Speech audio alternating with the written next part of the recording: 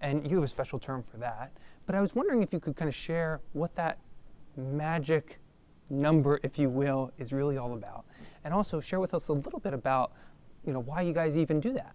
Why even come up with something like that? So the magic number is important because it tells you the amount of votes or the percentage of votes you need in order to win the election. For a head-to-head election or race, it's relatively simple. You just need one more vote than the person you're running against. But for a field race, it differs because it depends how many candidates can be elected, whether it's 2, whether it's 3, whether it's 1, and it depends on how many candidates are running. 6 years ago in the Court of Common Pleas election, there were only 4 candidates running. This year, there are 5. So it affects the whole calculation that we're looking for. In order to calculate it, though, we had to go back to 2012, which was the last year we had a Court of Common Pleas election overlap with the presidential election, because this differs the amount of turnout you get.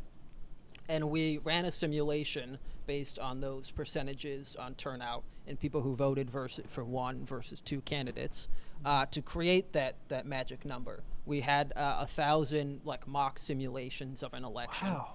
And we determined that the amount of votes that the third place finisher, which wouldn't win, but +1, which would be the magic number needed for the second place finisher, is 26.7% of the vote. Wow, so just over a quarter of that vote there. Wow, that's really insightful. Well, I appreciate all the insights. So here, Aiden, as we look at the rest of the night here, is there any other races that you're looking at? I know I asked our colleague Katie that question, but what are you looking out for tonight? I'm interested to see what happens in the sheriff race. Okay. We got McGuffey versus Neal. She's going up against her former boss. She's going up against someone she beat in a Democratic primary last time around. He has since turned to the Republican nomination. I'm excited to see what happens. McGuffey's had a few scandals or problems and stuff, so it'll be interesting to see how that impacts her and if Hamilton County voters will vote for her again. And my real question, of course, is do you think Xavier University students are that read in on this sheriff's race? Of course, this is one of the most local races possible. Yes, absolutely. There. So curious, do you think it impacts any students here at Xavier? One, and then, any insights there? Obviously, the sheriff affects every one of us. I know Xavier students are very well informed. There's been plenty of opportunities for them to learn about who's running for what and who's on the ballot. Xavier's done some great work with that. The Take It On programs have been amazing here. And I'm sure they are well aware of what the candidates believe and what's on the ticket there. Fantastic. And with that, we're going to kick it back out to the field. Awesome, welcome back. So we have Howard and Colleen here, and we just want to hear some more from you all about the early voting results. How's this looking for your candidate? Is there any insights you can kind of give us already, starting with what we have? Sure. So Democrats typically vote early. So even though Connie is up, we are not concerned because Democrats typically vote early. So we're still waiting on our Republican votes to come in for Melissa Powers. Given the early vote lead that we're seeing right now with Pillage in this race, what does she need to do to continue to maintain, with the early vote coming in, what would need to happen in order for her to maintain that? And then on the other end, what does Prosecutor Powers need to do to overcome what we see the early vote lead? I think what Connie Pillage needs to do is get those swing voters out that she's been targeting. She wants those swing voters. She's also been targeting the Democratic base, but they were going to turn out anyway. I think that might have been wasted money, but we'll see in a couple of hours. And all Powers has to do really to win is just ride the trend that we've seen before. The race will tighten, Republican votes are going to come in. The polls have closed, the election's over by now, so we just got to hope that enough Republicans turned out and voted for Melissa Powers. You mentioned money spent, well spent or not well spent. So tell us a little bit about the budgets of the respective campaigns, and if there's any budget item that you would have maybe shifted as you've been looking into what this takes to run a campaign. Yeah, that's a fantastic question. Thank you for asking it. I think what's most striking is that Prosecutor Powers has a lot of money. She has been described as one of the best fundraisers in Hamilton County right now and for recent history, and it shows because she has spent a lot of money, unholy amounts of money, on advertising. But personally, I would have spent a little bit more on digital ads, I think targeting younger voters that are going to turn out, that care about public safety, but maybe lean predominantly Democratic. I think they could have been targeted more, and maybe less campaign literature and door knocking. It's important to have those feet on the ground, but I think the constant barrage of ads that we've seen is the most effective way that Prosecutor Powers has gotten her message out there. So, Colleen, Howard talked about young voters. He mentioned young voters. From your experience and your perspective, how do you anticipate young voters are going to show up in this election today? Well, after looking at recent or past presidential elections, we see that most young voters are Democratic, where the average age of Republican voters is higher. So we would expect that younger voters vote more Democrat than Republican. And Colleen, the question for you with doing data science, has there been any data trends that you've been able to observe as working on this campaign that you're excited to see the outcome for? Well, we saw that the early voting is higher this year, early in-person voting especially, which that's not much of a surprise because in 2020 the mail-in early voting was more because of the pandemic. But it's exciting because there's more Republican early votes, and which we haven't seen in past trends, so I'm excited to see how that gap is going to close between Connie and Melissa in the upcoming time. Yeah. Thank you. Any other interesting data points that you guys would like to maybe bring to our attention, or you think are critical in this election today? Yeah, I think it's really important right now to note that Prosecutor Powers is overperforming top of the ticket former President Trump. You know, she's in pole position right now to tighten the race.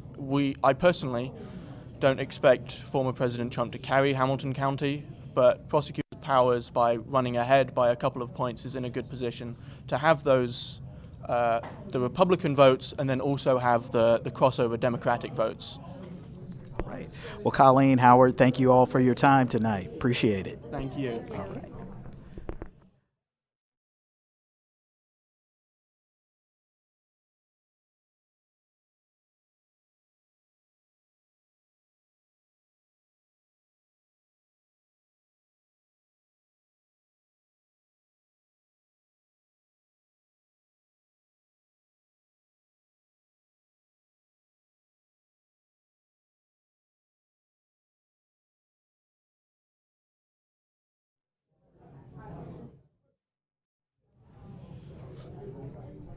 All right, we're back here in the field with some students again. We're here with Tim and Steven. So let us know a little bit about how you feel about the early votes coming in, and are there any prospects or trends you're keeping an eye out on? Okay, so the election we worked on was the Pillage campaign, and right now those elections or those early results have already come in. I know it's currently like 58-41 in favor of Pillage, which it doesn't necessarily mean anything. These are still early results. It's only a fraction of the population. And typically Democrats tend to vote more early. We did a lot of data on it, and Democrats are much more in-person and mail-in ballots in terms of early voting. I think the numbers are what shocks us. She is up like 19%, which again, it's very early. It doesn't necessarily mean anything, but this is probably good for her campaign. But at the same time, Powers still has, anyone can win this race. There's not one way. Again, early results, I think we calculated about 26% of people voted early. And when we did the data, we said about 73% of voters will turn out. This number could be off. We said about 71 to 74 was a better guess. But yes, so anything's still possible in this race. Thank you, Stephen. So given that you expected the early vote turnout to be in her favor, because we know Democrats largely vote early. How important is it for her to sort of run up the percentages, the totals in the early voting, given that we don't know what the same day voting might be and how that might go, given that you can probably expect that the numbers might be a little bit more favorable for the Republicans given the early vote? So how important was it for her to get the numbers she's getting early? It was obviously extremely important for that, not only to build confidence within the campaign, but also to build a little bit of a cushion too, because we do know that Republicans are more likely to come out day of and vote. It is also extremely important because something else to look at is the drop-off. You know, I just was over there, it's 3.8% roughly is the drop-off on the prosecutor's race, which is a pretty low drop-off, which means that people are voting down ballot, and they aren't just voting for the presidential ticket and walking out. So that does also give us more confidence in those numbers that we are receiving in the early vote. Even though Democrats are more likely to show up, a lot of more people are voting for the prosecutor. Absolutely. So tell us about some other kind of data you're looking at and keeping an eye on for this candidate and this race specifically. So we're looking at like every different type of thing there is to look at. We were looking at voter drop-off, as Tim mentioned. It's typically very low. We've looked at the past elections. I know Joe Dieters has ran a lot. Now, the drop-off for those sometimes were high. A lot of people just expected him to win that, so no one really wanted to vote for him or vote anyway. So that's a big thing we want to know as soon as possible. We're also just looking at any past elections in Hamilton County in general, even the presidential elections for Hamilton County, how those have changed over time. I know a lot of people say Democrats are slowly turning Hamilton County in their favor, but I checked a lot. Again, like I mentioned, Joe Dieters, he was very favored, and a lot of people voted for him. But in the recent election, the 2022 senator election, J.D. Vance had like a 30-something%, and he was the Republican candidate. So the Democrats were favored in more recent times. But this is a county prosecutor race, so it could go anywhere. But yeah, voter turnout's a big one. Voter drop-off, just really anything for each precinct in Hamilton County was what we wanted to know. Also, another big thing is like we talked about in-person voting, early voting, and we realized that like obviously people closer to the border go in and vote in person earlier because it's just more convenient for them. So really, just all different types of data is what we wanted to check out. Thank you. So can I ask you guys a campaign finance question? Is that all right? So let's talk about your candidate and how she spent her money. Obviously, she's going up against a candidate who's a fantastic fundraiser. So you're up against that. How did Ms. Pillage try to counter the spending gap between her and her opponent, and how did she try to use her funds as effectively as possible? Yeah, so obviously, as you said, Ms. Pillage definitely had less money in the bank than Prosecutor Powers did. But what's important to look at with that is how many people donated to Connie Pillage versus Melissa Powers. Connie Pillage, to start, has a much larger base of people that are supporting her, and it just happens to be with smaller dollar amounts. And when it comes to spending that money, she did direct mailers, door-knocking pieces, different literature like that, but also she did run ads on television as well, which those do get extremely expensive. Obviously, with Melissa Powers' larger budget, she could run more ads and more frequently. So even in the cafe at Xavier University, you can still see those political ads. So the large chunk would definitely be those political ads, and then with the smaller amounts being direct mail and then other literature used for door knocking. And just to add and kind of wrap us up, are there any other insights or things you're keeping an eye out for as far as how this campaign is going to go and the votes are going to come in, and what you kind of were taking away from your experience? Really, it's just it's basically we're just going to look at the election as it goes on. We can't, again, assume anything, but based on the data, it's been interesting to see how early voting has really affected that, because that's what we're looking at right now. That's all the results we know. And I think it shows that like Connie is definitely going to take the start. It's not a shock to us at all, but it could go anywhere. Typically, as time goes on, Republicans get a little more. It just all depends on who's turning out, who's voting. Thank you so much. I was just going to say thank you, gentlemen, for joining us, and that's all we have for right now. And when we come back, we'll have Cecil Thomas.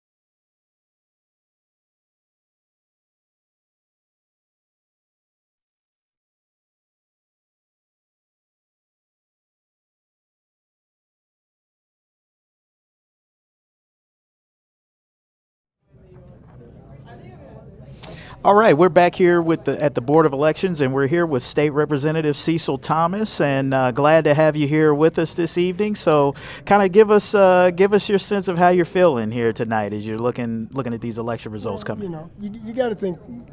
I've been doing this for a long time. 2005 was when I first got elected to city council. Now, if you'd asked me this question way back then, I'd have been shaking like a leaf. Man, I don't know what's going to happen. But no, here I am now. You talking 20-some years later, and I'm comfortable. I've always been very comfortable in the elections that I won going forward, and fortunately, I've never lost a general election, and that's talking city council, the Senate, and state rep, and all of that. But so I've spent a lot of time helping some of the other candidates. Even spending my resources to try to push candidates, the Democratic candidates, and so far it looks good. But I, still look way too early because, 25%, 30%, whatever that number is, it's not enough. I've learned that you can't call it until it's called. You can't do it. So, I tell you what's so exciting is that behind me is these Xavier students. And one of these Xavier students is former students, standing right next to me. And when I ran for city council, she was one of those they were my advisors, and they were trying to advise me one way, and I'm saying, no. They said, no, you got to. And it was like a slur campaign, and I was being slurred by the other guy, and they said, you need to come back and hit hard. No, you stay focused on who you are. And I didn't want to, and one of the lessons I tried to tell them was, don't ever let anybody define who you are. You get out there, meet the voters, define yourself to the voters, and then let the voters decide. And that, in my political career, has been pretty much how I've operated all along. And even when I got elected to city council way back then, I got a whole lot of support from the other side of the aisle. A lot of folks on the west side of town, endorsed me. There was one lady, her name was Mary Cool. Boy, Mary was, you talking about hardcore Republican. But she said, Mr. Thomas, I like you. And she voted for me. And so I enjoyed that. And but overall, I think we're in a real difficult time, the division. And we got to bring our politics back to the center. The pendulum every so often swings far to the right or far to the left, and things get kind of crazy. And so now I think this is an opportunity for the voters of not just Ohio, but around the nation to bring some balance back to the center so we can get back to being the country that we truly are, which is the United States of America. Yeah, I think that's everybody's hope, that we can begin to move forward and move past some of the divisions and start to come together and solve some of the real issues that we're facing. So, any predictions? I know you say it's not over till it's over. Well, I'm believing God gonna do the predicting. All right. All right. Yeah. And I always tell everybody, my promotion comes from God. So whatever God allows, that's what we're going to be dealing with. And that's it. And I'm just going to be happy as ever. All right. Because I woke up to see it the next day. Well, thank you. That was State Representative Cecil Thomas, who was here with us. And so we're going to toss it back to Cintas for a quick presidential update, and then we'll be back with some more students after that. Welcome back to the Cintas Center. Of course, we had Sawyer early on at the desk who gave us some early preliminary results as it related to Hamilton County and what we saw on the presidential race there. Of course, we saw early on, naturally, it was kind of foreseen that Harris was going to start out strong and probably finish strong in Hamilton County. But as we look more national, we're seeing some things. We're seeing, of course, Georgia, a key swing state in the United States. Initial reporting says, roughly 65% of the vote is already in. Of course, that last percentage is the toughest part. But what are those initial results, Katie? Right, so what we're looking at right now is currently Trump is leading with 52.6% of the vote, and Harris is behind him with 46.8% of the vote. So with only 66% of the votes counted so far, I would say it's still anybody's race. That's one that we're going to have to wait a while to see probably. But Trump's got that lead there so far, and like you said, a very key swing state. Of course, Georgia, a state in which both Harris and former President Donald Trump, Vice President Harris and Donald Trump have campaigned in heavily in there, specifically towards the end, right? Of course, Donald Trump calling in kind of his top lieutenants, if you will, including the likes of Congresswoman Marjorie Taylor Greene, and including others in the state that have come in and stumped for him personally. I do wonder how much of a sway that matters in the state tonight. I'm also really watching out to see, how much turnout do we see in Atlanta? Of course, to take another swing state, Katie, we saw in Philadelphia record turnout compared to 2022 and even 2016. So Pennsylvania being another key swing state. So I'm watching Pennsylvania too. I think Georgia specifically, we're looking to see specifically a key voting bloc, which is young males, which notably, as you know, Katie, is a voting bloc that the Trump campaign has been trying to target. And I should mention, the Harris campaign has been trying to target them too. Of course, we saw former President Donald Trump appear on the Joe Rogan podcast. We saw the Harris campaign, go on similar types of, podcasts. So I am curious to see that core voting bloc, what it looks like nationally. And with that, we're going to toss it back out to the field.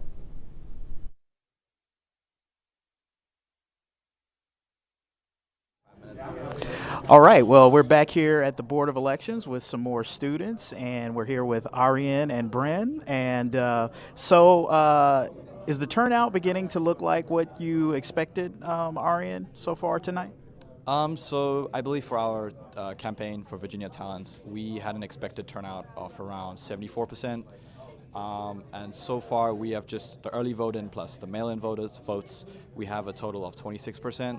So we're still looking at more votes to come in shortly. And so when you think about some of your early voting predicting, who is that? Who is this population that's coming in early, and what does that mean for your campaign specifically? Right, so the majority of those early votes and mail-in ballots are going to be Democratic voters. So that's most of Virginia Talent's base, which is really nice because we get those results really fast and really early. So she gets an early lead, and other candidates have to catch up to that a little bit. What were some key areas that your candidate has to do well in? Are there particular areas of the county that we're looking at that she needs to perform well? I believe specifically it is Cincinnati as a whole. While we were doing our canvassing, the whole general idea was to go around Cincinnati, go knock on doors to strong, lean support Democrats and get their vote.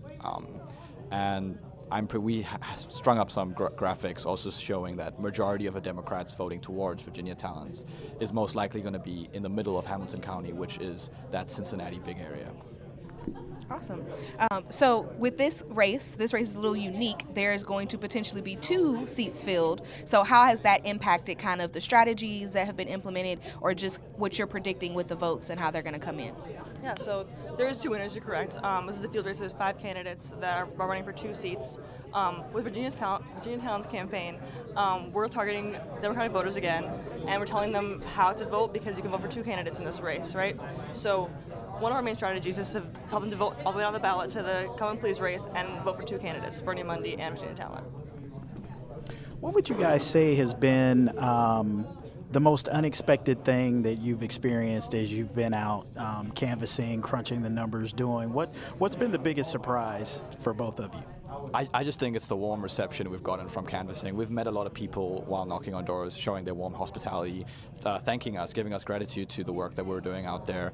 And I mean, it's really surprising to see because I'm an international student, and I had no clue how this was going to go going into this canvassing. And I had a really great time. I got to meet a lot of people who actually spoke to me and asked me questions about what I knew and what I didn't know. And I overall just had a really great time with how things went. Yeah, I totally agree. I think that canvassing was kind of a scary thing at first. I really didn't know what I was going to get into. Honestly, I'd never canvassed before. And I think that canvassing these strong Democratic voters and people who we knew were supporting our candidate and Democrats in general was kind of just made it a lot easier to go up to doors and tell them what we're canvassing for and all that kind of stuff. So, we also know you all spent some time at polling locations today. So tell us a little bit about what that experience was like, and if it shifted your perspective on kind of campaign politics at all, or reaffirmed it.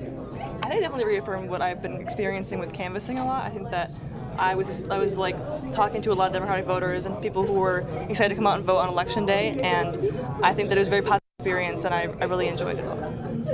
Yeah, I mean, it's the same with me. I worked a little bit of a later shift in the afternoon, so it was a bit slow in the beginning, but as it got into like the end of work kind of time, a lot more people coming in, a lot more like chatter amongst all of us, and yeah, overall it was just a really great experience, just like how I had with canvassing. All right, awesome. Well, I think that's all we've got for right now. Thank you guys for hanging with us, and I'm sure we'll see you again as we get going on here this evening and more results start to come in. Thank you so much. All right, thanks a lot.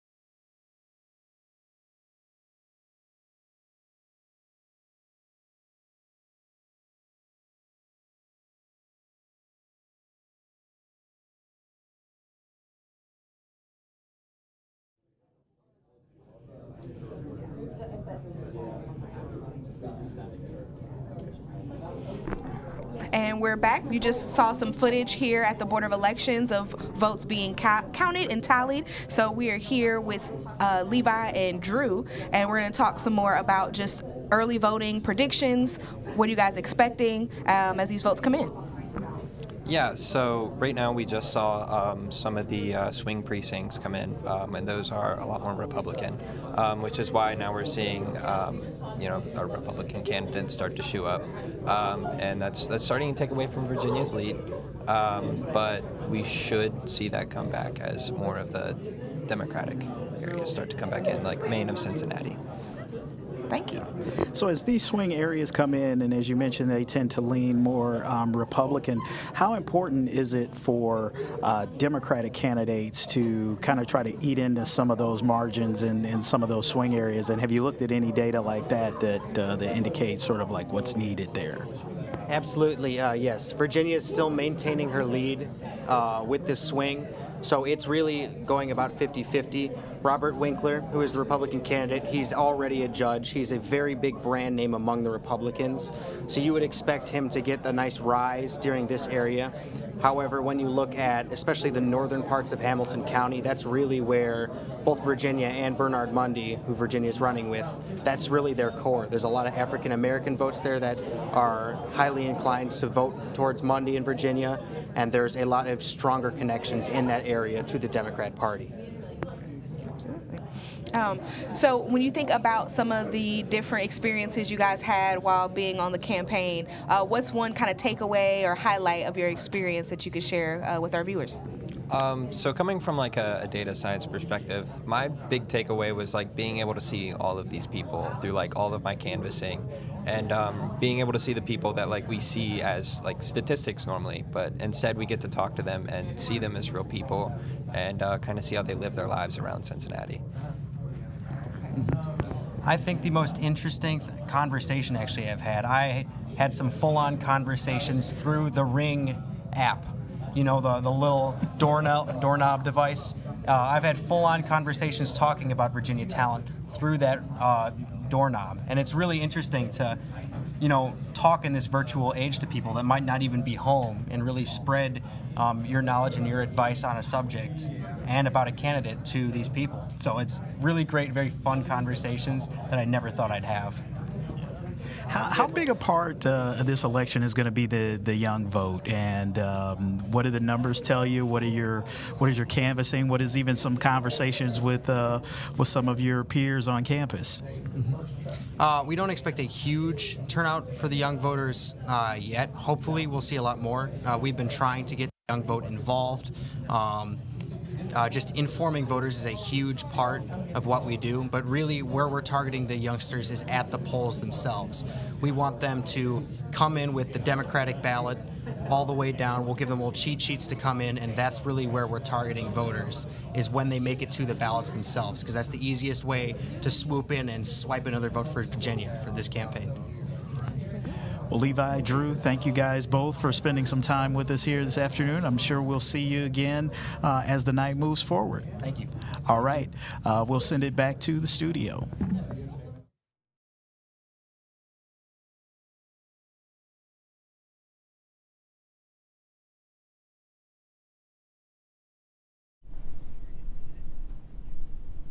Welcome back to the Cintas Center, where we're looking at some early vote results from Ohio. Notably, the Associated Press just called that President Trump has won the state of Ohio. So looking at some other early results, we are seeing that currently Ohio's District 1, we're seeing 55% of that vote for Landsman and 44% for his challenger, Orlando Sanza. We have 38% of the vote from the Hamilton County portion of Ohio's 1st Congressional District and 61% from Warren County. Now, Zach, what other early results are we seeing that we want to flag? Well, it's still really early in the night, Katie. I do have to say, I think, of course, we've seen some fully reported, specifically in Hamilton County, we've seen some areas of Hamilton County completely report, right? So just like, a little bit north of Norwood and out in the Westwood area, and we've seen some parts, but predominantly across the 52 different parts of this large county, we haven't seen them complete the totals. So we're still waiting for that. I do think it's important to note that only nationally, in Hamilton County, only 42 out of the 562 total areas have been counted completely. that's not too unexpected, but I do want to take us back to the congressional races. We haven't talked much about it.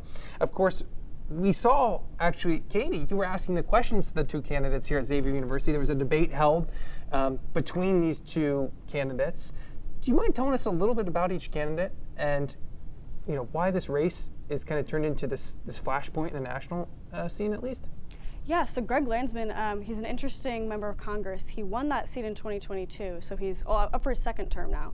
And when he won in 22, he defeated a longtime Steve Chabot, a Republican who was a mainstay in Congress. So that was a big deal that he flipped that seat, and so he's looking to hold on to that seat this year.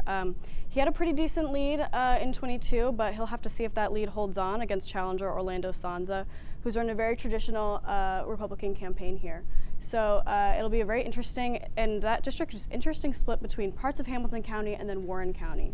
So it's two sort of different areas. And right now, those results that we're seeing that have Landsman at a good slight lead, we're seeing more results from Warren County right now, which tends to lean a little bit more red. So that probably means good things for Landsman, but we'll have to see what happens when more Hamilton County results come in. You were questioning those candidates up on that stage that night, and you were kind of going through different things, and I was sitting in the audience, and something that struck me was how similar they really were. But there was one issue I thought, specifically abortion, where they differed kind of greatly. What was it like asking that question, and do you think that Greg Landsman in that debate kind of painted this clear contrast as he kept kind of bringing up, Sonza signing this pledge? Yeah, I think they are. That is a very interesting portion of this race. And part of the national landscape as a whole, as reproductive rights seems to be one of the driving issues for a lot of people, particularly women voters, in this race. So we'll have to see how that impacts those results. Absolutely. All right, and now we also want to talk, we have another data science student here with us today, Han. Han, can you please introduce yourself to us? Hi, my name is Han, and I'm a data science sophomore year here at Xavier University, and I'm also from Vietnam. So that's why it's such a great experience for me to learn about the whole different political and voting system than like what I'm used to for the whole my life. Yes. Yeah. Has anything been surprising as you learn about sort of local American races? Well, I would say it's the whole thing. It's surprising for me. Yes. A lot of interesting thing that I pick up or like I learned from my PPP friends, and yes. And the campaign manager and the candidate themselves also, yes. Yeah, that's super interesting. I know one issue that you've researched a lot on these campaigns, you've been working on that prosecutor's race, looking at split ticket voters. So those are voters who in the last prosecutor's race voted for the Republican Joe Dieters but not for Trump. Can you tell us a little bit more about that? Yes, so we have a map of the vote for Dieters but not for Trump. So we could see that in the southeast area of Hamilton County, we see that they're like more darker purple area, which means that the voters in those areas they more split. That they vote for they vote Dieters for prosecuting, but did not vote for Trump in a presidential election. But on the west side, they the voters are were more consistent in 2020, which means they are like more straight ticket than the other side of the county. Yes. Yeah, do you think, what do you think how that is going to impact this year's race? Do you think that might impact more straight ticket voting, or do you think we're going to see more split ticket voting again? If you had to guess. I would say on the west side they would keep like more straight ticket because we keep doing like the visualization of the maps and like election result on Hamilton County, and we see that they really consistent on their party, but I would expect more split ticket area on the like maybe in the middle or like more from the east. Absolutely. Thanks, Han. Yes. So, Katie, looking kind of a little bit more at the national scene, we currently see Kamala Harris with 99 electoral votes, Donald Trump with 177. A lot of these states that we kind of know are going to flood one way or another. Of course, states like South Dakota, North Dakota, Nebraska, and Wyoming have been called for Donald Trump, and same goes for South Carolina and Texas, of course. And then, back when we're looking at places like New York and Illinois, we also have that going for Kamala Harris. So I guess nothing too out of the norm, at least for now. New Jersey for Harris as well. I am looking specifically Allentown, Pennsylvania, a little town where a college called DeSales University, a small Catholic institution, is located. This has historically been one of the small counties in Pennsylvania that is this, determinant of how a presidential race can go. Of course, within that little, area in Pennsylvania, on the east side of Pennsylvania, if you will, closer to the east side of the state, it's pretty split right down the middle. And of course, in Pennsylvania, there's a large Amish community as well. So kind of seeing the Trump campaign has been targeting that. Of course, there's a conservative activist named Scott Pressler who specifically said and caught headlines a week ago for saying, we're going to go out there and round up all the Amish and get them voting. So it will be interesting to see how Allentown, Pennsylvania shakes up here. And with that, we're going to kick it back out to the field.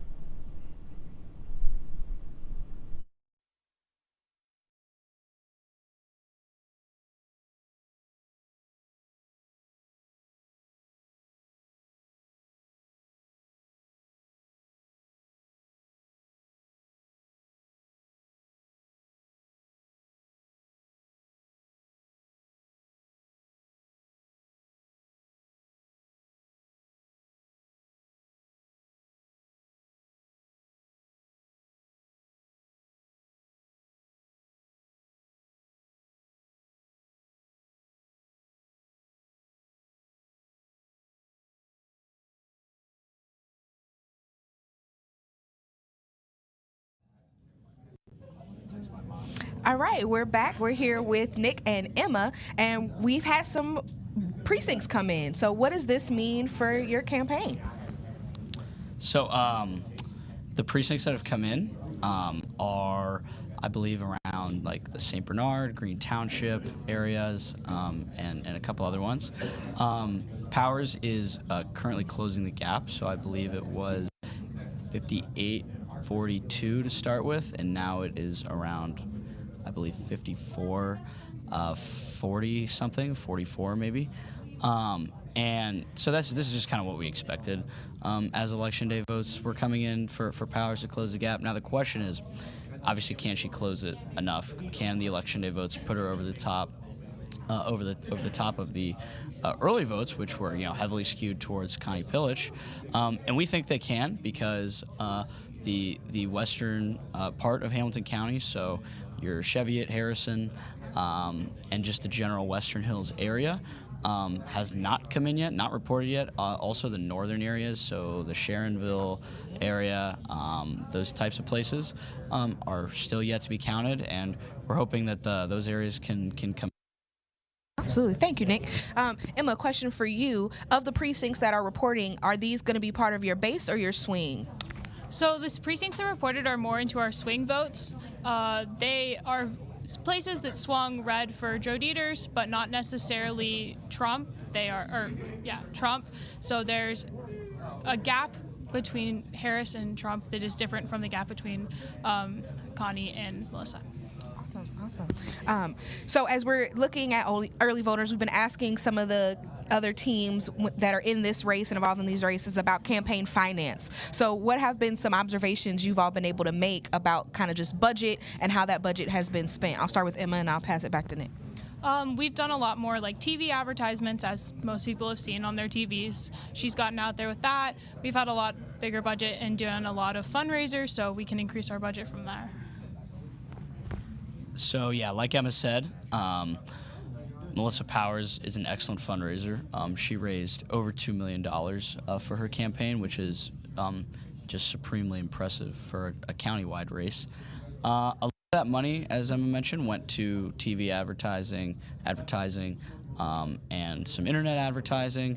But there was also money invested in a lot of yard signs. There was a good number ordered that I've seen put up around the city, as well as a good number of like super signs as well, the real big ones that sometimes like businesses will put up if they choose to support Melissa Powers outside of their business. So yeah, and then just classic ground game stuff. Consulting was a super important part of the Powers strategy. They wanted to make sure that they were getting feedback from different people, different different opinions and perspectives on how the race was going.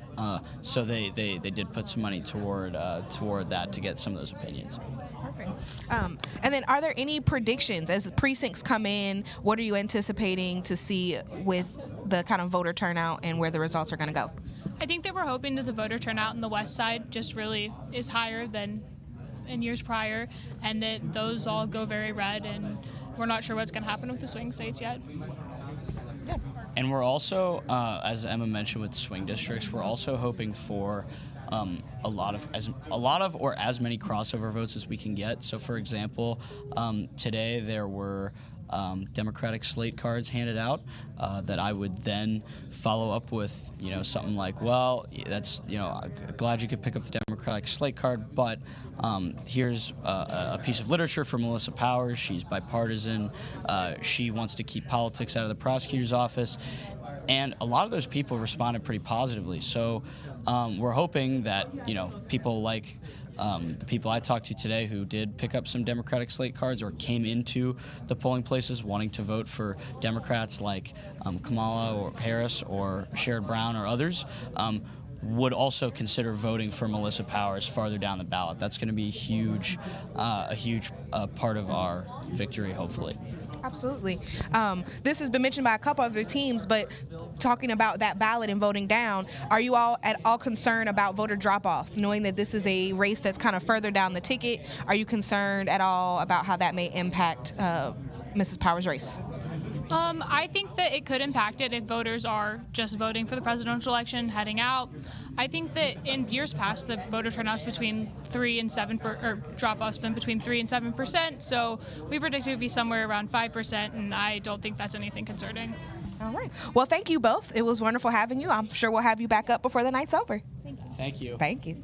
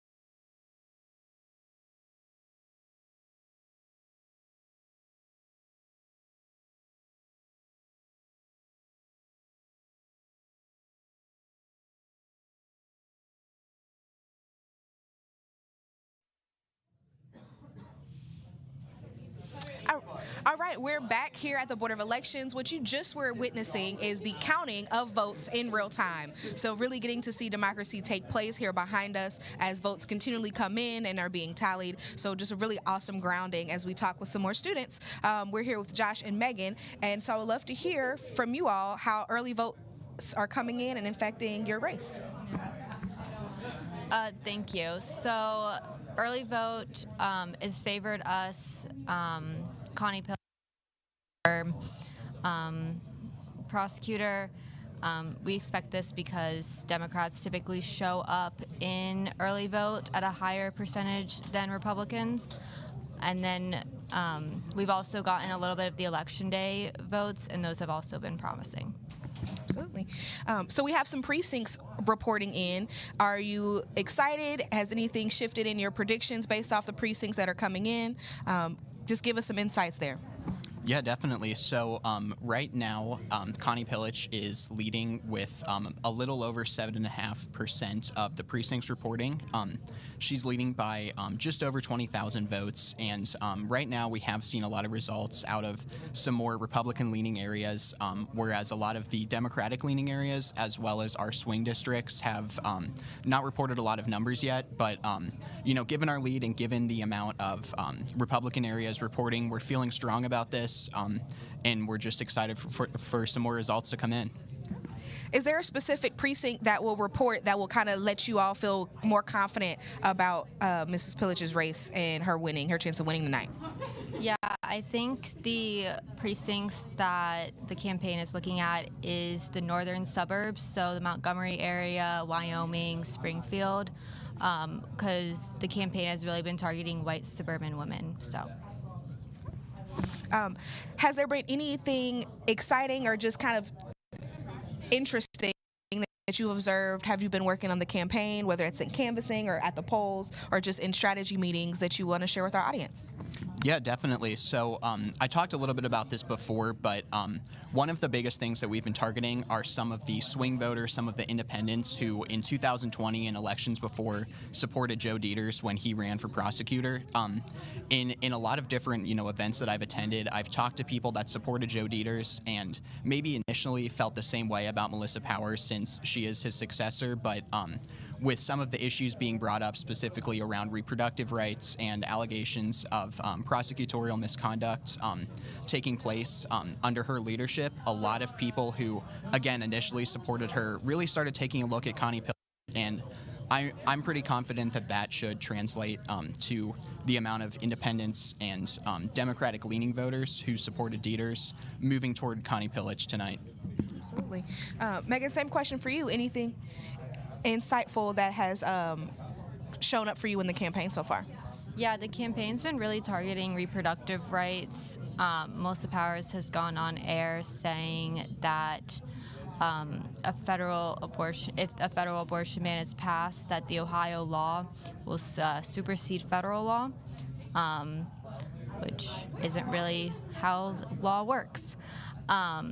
As well as there's been 5 cases overturned in the past year under Melissa Powers' leadership.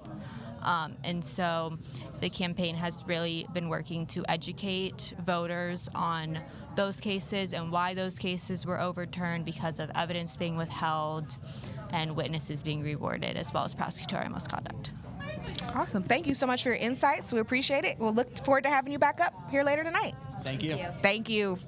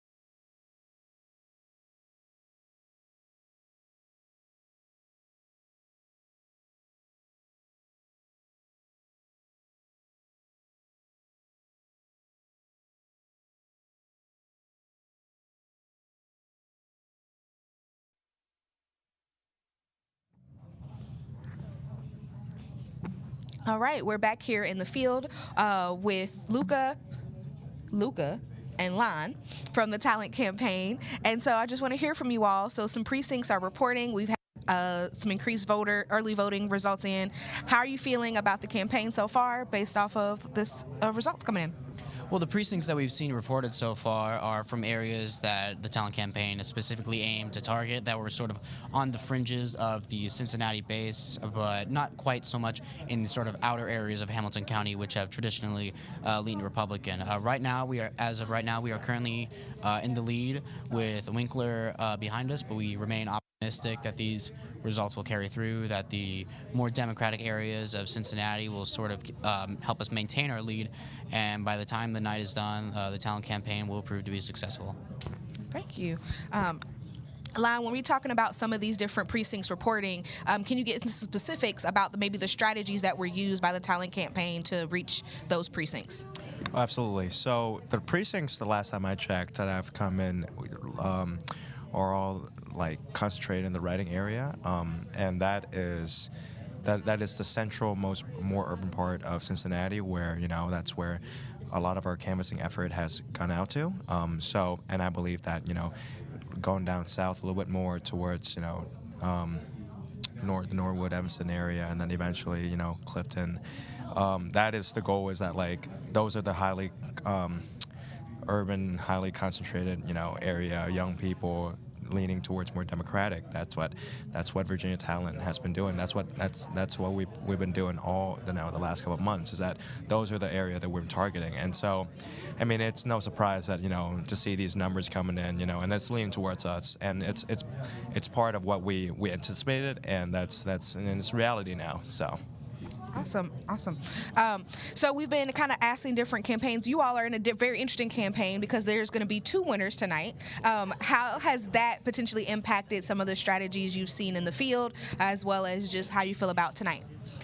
So, yes, it's an extremely interesting, more nuanced sort of election with 5 candidates and 2 winners. So something that's sort of been on our minds a lot as we've campaigned is that we focused more so on cooperating with our running mate Bernard Mundy, with reaching out to Democratic voters and sort of helping to structure Democrat majority with both seats, because if there was a Democrat and a Republican both win, it would be considered a net tie. So what would be most beneficial for the Democratic Party would be Democrats in both seats. So cooperating with Bernard Mundy has been our primary strategy in regards to the uniqueness of this race. Absolutely.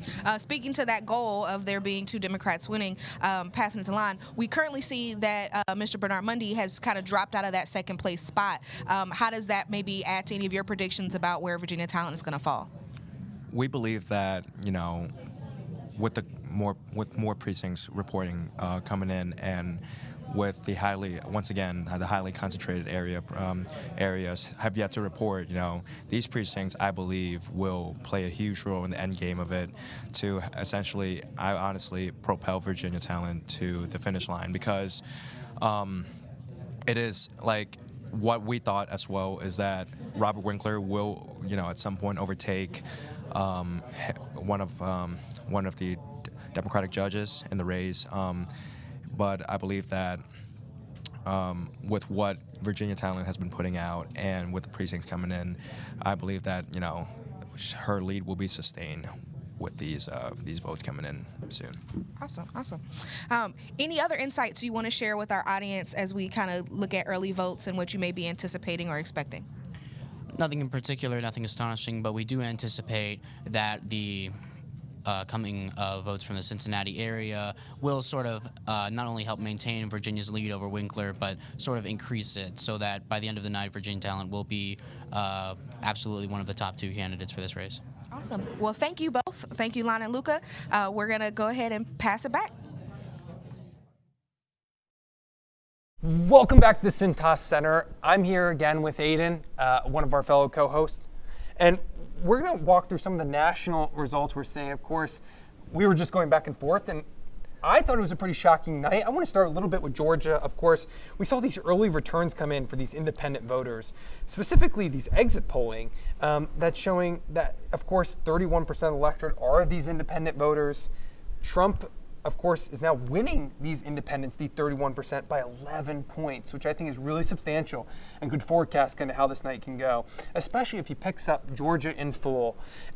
Of course, when we're looking at the spread that Biden won, he only won by 9 points, those 31% of independents, and that was only 4 years ago.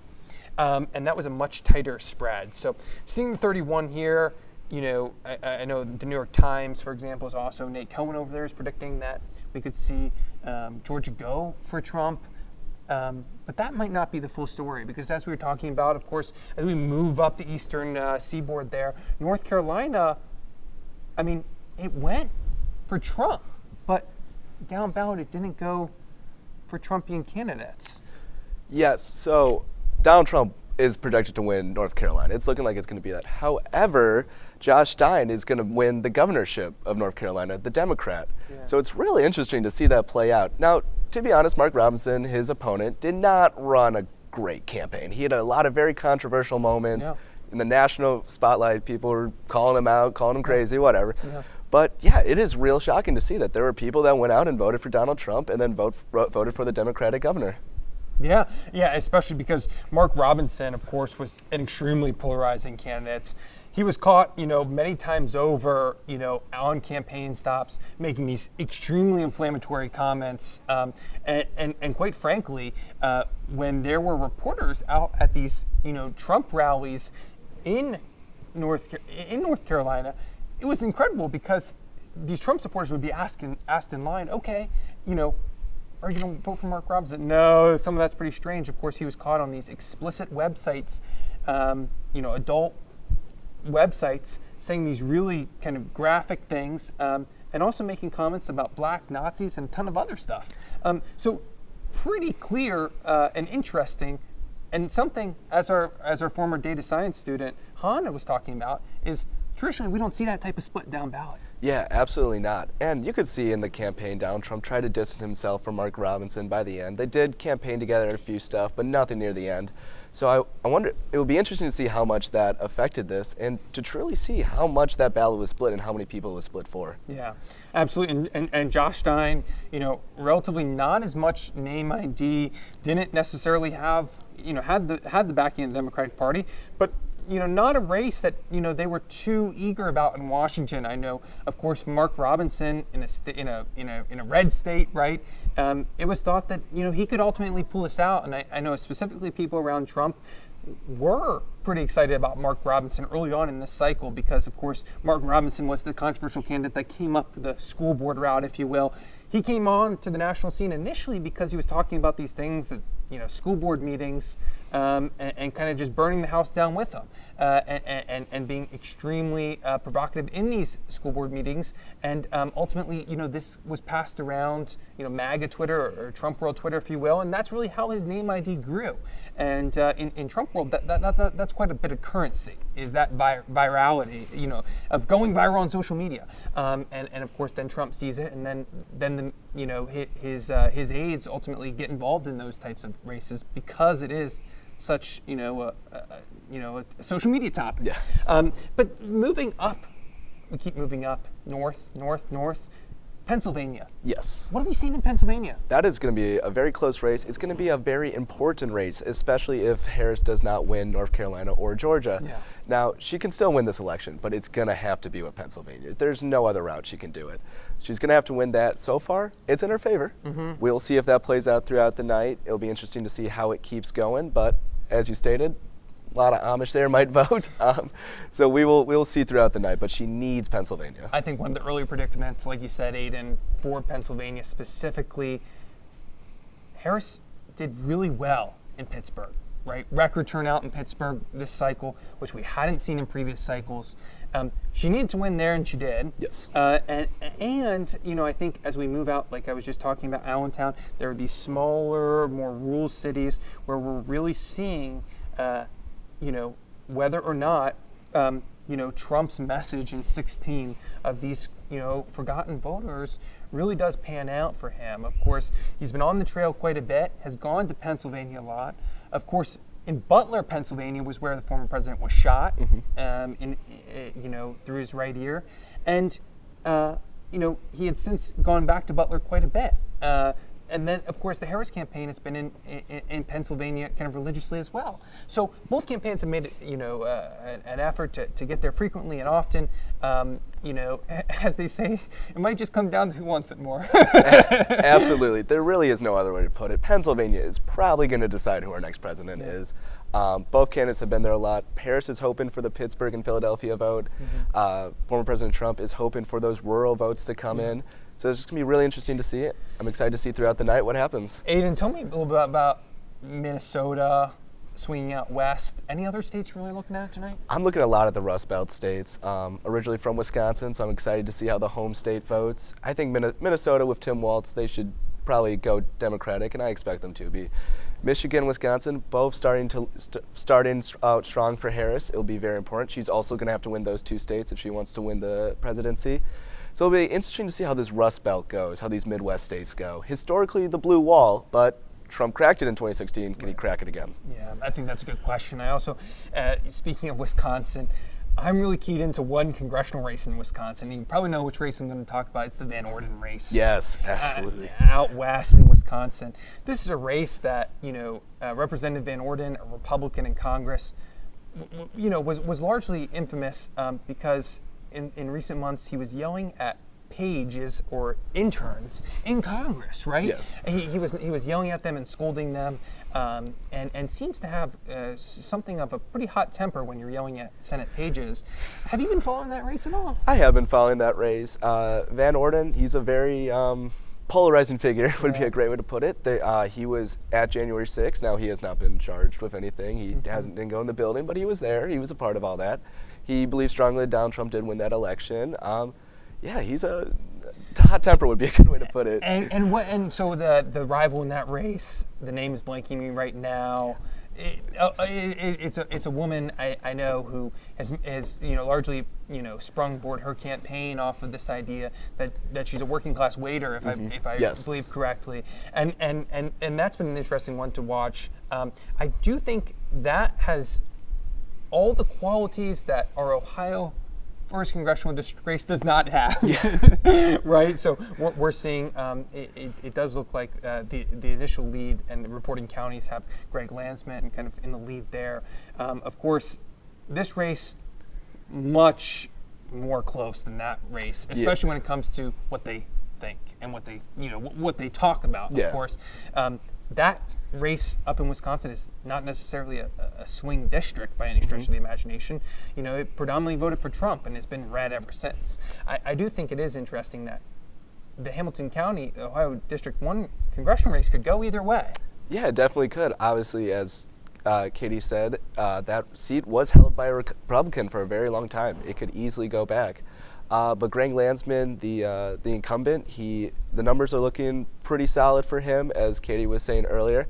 So yeah, it will be another very exciting race to get to watch. Absolutely. Speaking of local issues here close to home, I do wonder, there's been a lot of talk about issue 1. And of course, issue 1, the gerrymandering issue on the ballot here locally. Do you want to bring us up to speed really quickly on what it looks like and what it is? Issue 1 is the try to stop gerrymandering within the state. So the way that it would set up, it would have 5 of the top party, Republicans, 5 of the second closest party, Democrats, and then 5 independents. And they would come together and they would create new districts, hopefully better representative of the state of Ohio. Now, Ohio is one of the most gerrymandered states in the country. There's no doubt about that.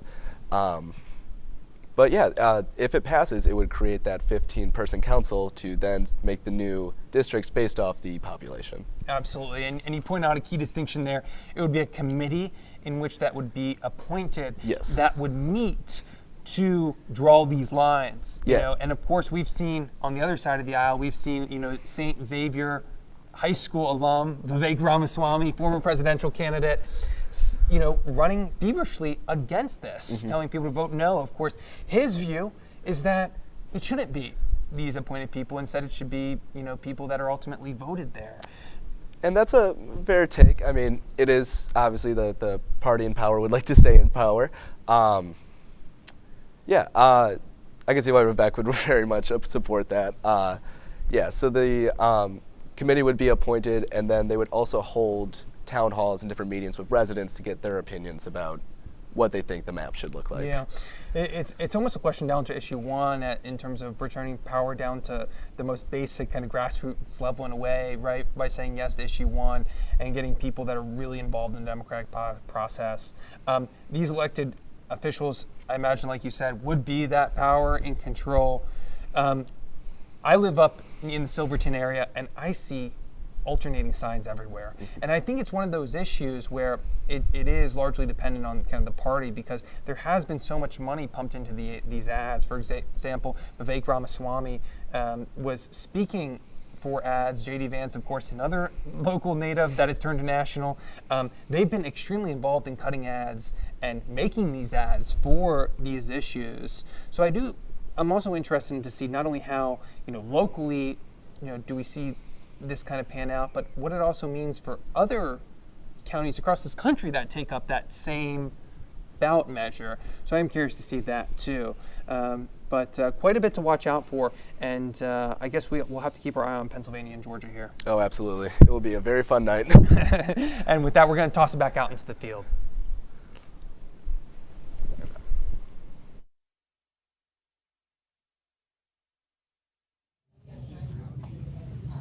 All right, we are back. We are here with Rocco and Emma, and so we want to hear, as some more precincts are reporting, what is the data telling you? What are the votes telling you about what's going to happen tonight? So as of right now, Connie Pilic does have the lead. It's 58% to 42%. It's a little different than what we expected after early voting. We were expecting Melissa Powers to come into our own here and take back some of the votes back, and we just haven't seen that. It's obviously going to be some of those swing states that are just not going the way that we expected, and we hope we can turn it around pretty soon here. So what's still left out there that's outstanding that might be a possibility for Powers to make a run here? So a lot of districts are still not reported. We have a lot in the west side, which is most of our base voters. Delhi is a big one over there. And then up in Wyoming and those kind of areas haven't fully reported yet, so we're hoping that maybe those swing our way. Absolutely. So what kind of data did you analyze during this campaign, and how has that been helping you kind of make some predictions so far? Yeah, so it was obviously a lot of analyzing past elections, so Joe Dieter's race in 2020, and projecting that onto what we thought would happen here tonight. So we did a lot of base and swing maps. We've done a lot of projections with early registration and early in-person voting, and so it really helped us determine what our swing precincts were going to be, and that's just what it boils down to. So Joe Dieters, you had mentioned, was sort of a well-known sort of name around Cincinnati. How does Powers compare in terms of name recognition, in terms of what you know, in terms of how this is playing into her performance? I think that it hurts her a lot. I think that Joe Dieters was a household name. You go out and you vote for Joe Dieters. Even as him running for Ohio Supreme Court, people go out and they vote for Joe Dieters. I think that she's worked hard to try to get that name out there, and she used the mass amounts of money she had to try to get her name out there, and I don't know if it's matching up to what she hoped. Are there any kind of insights that you're hoping to give to our audience about how they can view these results throughout the night, and what they should be expecting to see as votes come in? I mean, I would say the first thing I think of here is that obviously the Melissa Powers Republican candidate, most of the Republican candidate votes come in as later votes. They're not early registration votes. So you can probably expect some of those votes that are going to continue to count as of right now and continue to count for the next hour or so. But we hope and we expect that most of those are going to be from Melissa Powers to try to get her back in this race. All right. Well, thanks a lot. We appreciate it, and we look forward to talking to you guys as more results come in. Thank you. All right. Thanks.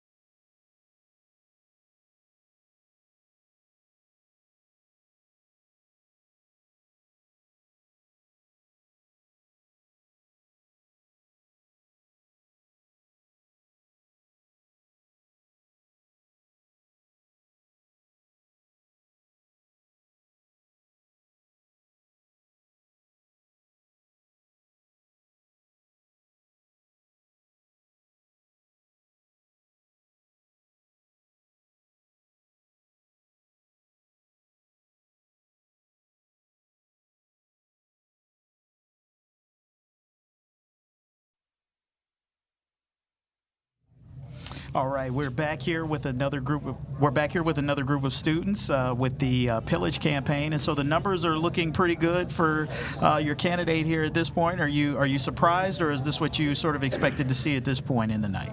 Yeah, well, based on what's already in, we have some on the east side. We have Anderson is in, Indian Hill, Loveland, and we expect those all to be red. And then we have a little bit of inner Cincinnati coming in a blue, of course, and then based on that, we'd expect to be pretty close to 50-50, but we are up right now at 9 points, so it's looking good so far, yeah. How much of the city is left to come in of Cincinnati, do we know? Oh, a lot of the city is left. We only have the bottom part of the city in right now, so, yeah. Is there any specific precinct that you all are expecting is going to come out really strong for Connie Pillage tonight? Yeah, so Madeira has been in our favor. It is a historically Republican area, but the results have shown that she is winning, that Connie Pillage is winning a couple of the Madeira precincts, so that's good for us because that was in the swing area. What do you think the campaign did most effectively in terms of its ground game and that's producing some of the results that we're seeing here early? Yeah, well, I think one of our strengths was that Connie herself did a lot of canvassing and shaking hands, and I think that her being personable like that with everyone that she's been canvassing for has been super effective for her. I would also agree her ground game. Connie goes out canvassing almost every day to the swing areas, and people really like to see the candidates and be able to talk to the candidates. Makes them feel like they are heard and their vote matters. So that's something that the campaign has done a really good job of. Awesome. And then one last question for you all. Is there any kind of insight or data that you think the voters out there watching the results come in should be keeping an eye out for if they're hoping for a win for Connie Pillage? I would continue to keep a lookout for inner Cincinnati and just the city of Cincinnati as a whole. There is going to be a lot more Democratic vote there than Republican vote, and hopefully that brings Connie to a final victory. Well, thank you both. Yep. All right, and we'll be back in a minute.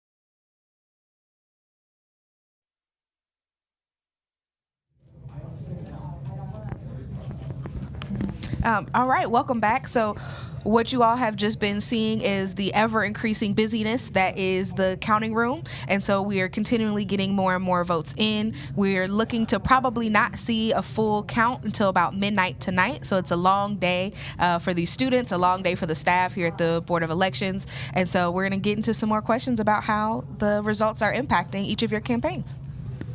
So, how's it impacting you? Well, so right now we have a lot of the upper east side and the far east side of Cincinnati, Hamilton County being reported, and we still have a lot of Virginia Talent's base, which is her reliable Democratic voters to go. So that's going to be a big push for her once those come out. So would you say that she's performing on par with what you would expect at this point in the night, overperforming, or maybe a little bit where you'd like to be right now? Yeah, so for Connie Pilic, we are expecting her to be like right around the perfect spot to be at right now. And we expected her to get out to a strong start. I think it is a 55 to 45 race right now. And I think 44% of the precincts have voted. So yeah, we're in a good spot right now. A lot of the east side has already like casted their final votes and have been tallied. And we're still waiting on the west side, which hopefully will go Connie's way. Thinking about kind of the different races and how they are down the ticket, has that seemed to impact your race or impact what you feel about voter turnout and your comfort in a win tonight? Yeah, as you may have seen, Robert Winkler has overtaken Bernard Mundy, which is our kind of running mate in this race, and we're seeing him kind of catch up to our lead, but we're still gaining. We still have about 11,000 vote lead on Winkler.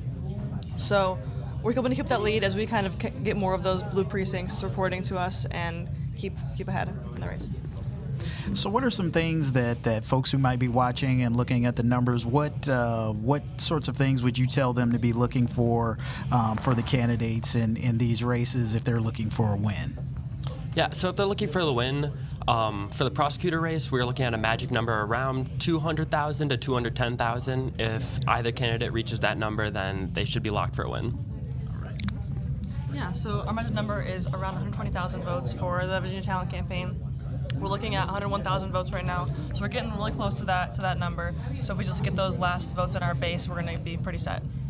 Awesome. Well, thank you both. I really appreciate it, your insights, and we'll hopefully have you back up for them tonight. Thank you. Thanks.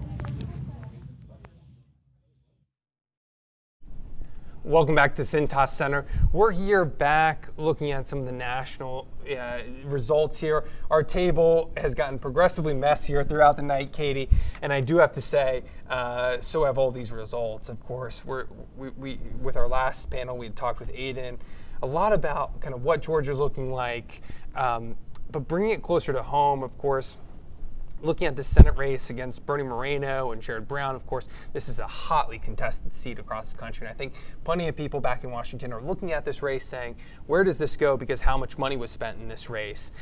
Specifically, Sherrod Brown trying to, nail Bernie Moreno on very personal issues, right? I mean, whether it's about, the car dealerships, and not paying employees overtime money. Those ads have run across the state. And I do think it's interesting.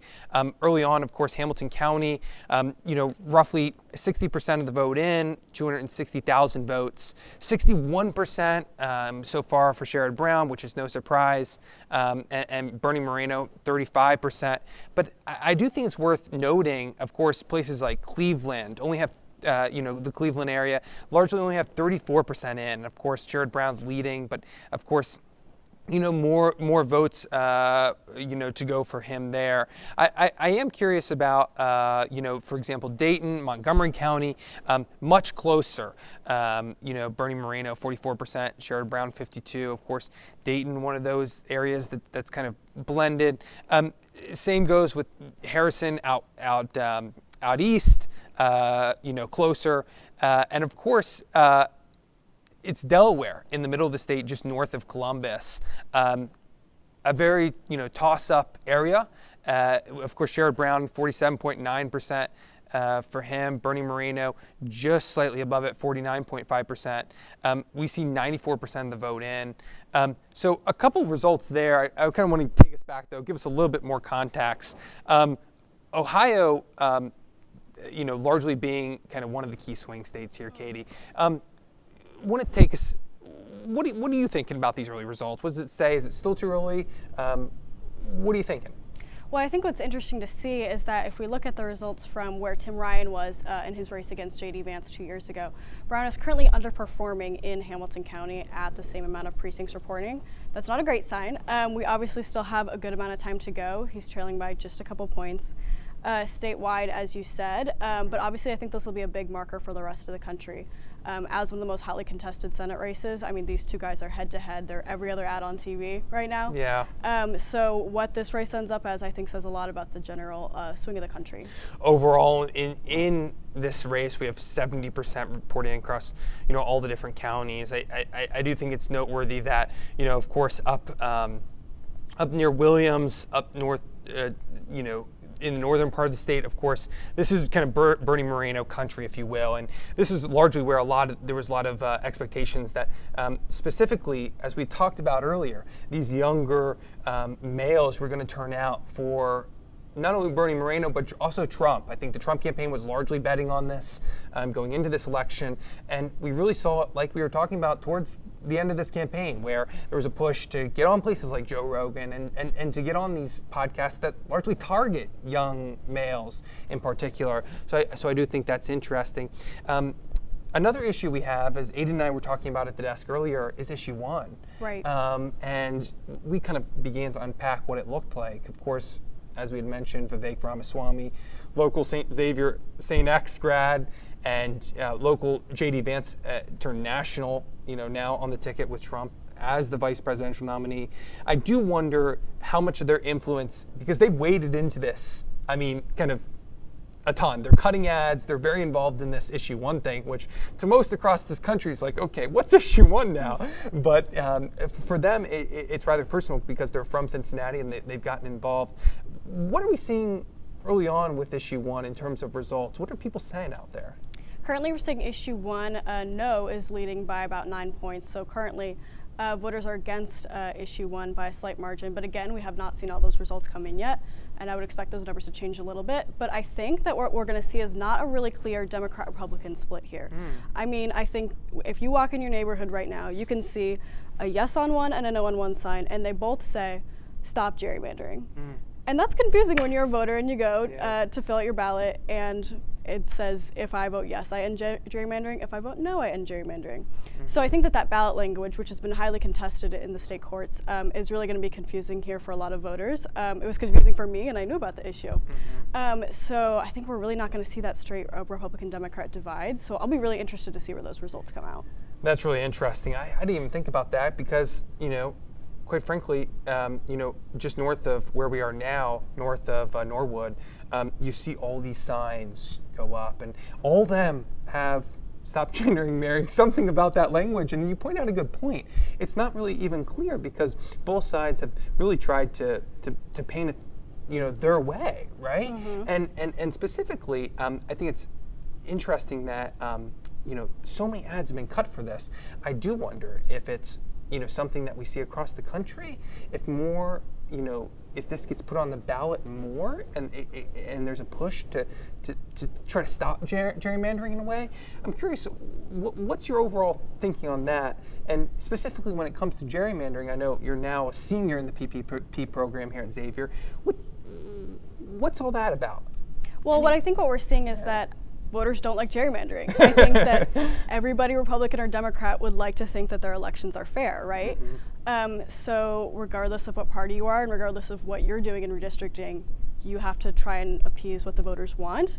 And so regardless of what your platform is, you have to convey the argument in a way that makes it seem like it's stopping gerrymandering. The Democrats are doing this and the Republicans are doing this. I don't think a lot of voters know which side of the issue is endorsed by which party because, like I said, they're both using the same messaging. So I think it reflects the voters are more similar than they would like to think in terms of party, but the parties may not be on the same page. That's interesting. Also, kind of flipping now back a little bit more national, I am curious to see some other results come in. I know we were talking a little bit about Wisconsin earlier. Now we do have some preliminary decision desk HQ data for Arizona, which we previously didn't have in. Arizona, currently Kamala Harris is winning there with only 37% of the vote in Arizona. 50%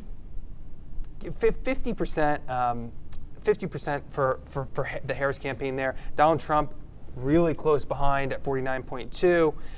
So that's interesting. And then, of course, there's some other preliminary results in specifically Wyoming, which was kind of no one would go for Donald Trump, of course. But as the polls start to close off on the West Coast there, I do think it'll be rather telling, specifically in Arizona. I know another interesting race in Arizona was none other than Kari Lake, who, of course, was running for governor in Arizona. Against, for Senate. Senate against a gentleman named Ruben Gallego, and that was another tightly contested race as well. So I do think it'll be interesting to see what happens there. Anything else you're watching out for tonight, Katie? I've got an eye on all the local races. Issue 1, State House Districts 26 and 28 are both pretty close right now, with the Democrats inching a little bit ahead, but we've still got a lot of time to go on those, and so I think it's anybody's game there. Okay, and you, was it the 27th Ohio State House that you used to intern for? I interned in the former 25th district, under Representative Cecil Thomas way back in the day. But what's interesting is that these districts have changed a lot. So in the 27th and 28th districts, Rachel Baker and Karen Brownlee are the Democrats running against Jen Jerome. In the 28th, those districts are highly contested because they're different districts than they were last time these representatives were up for office, particularly in the 28th. That one's an entirely new game, as Jessica Miranda used to represent that district. She's now in the auditor's office. But it's also an entirely different district for Karen Brownlee to run for. It's some of the same core, but everything's sort of been shifted around. Redistricting is a really hot topic, obviously. You're proving your point there, That Katie. affects a lot of these races as well. So it's kind of hard to predict exactly how these are going to go, because we have sort of different electorates making up those bodies. Absolutely, and in the Common Pleas race, of course, we're keeping an eye on that because we have people in the field kind of reporting out that data.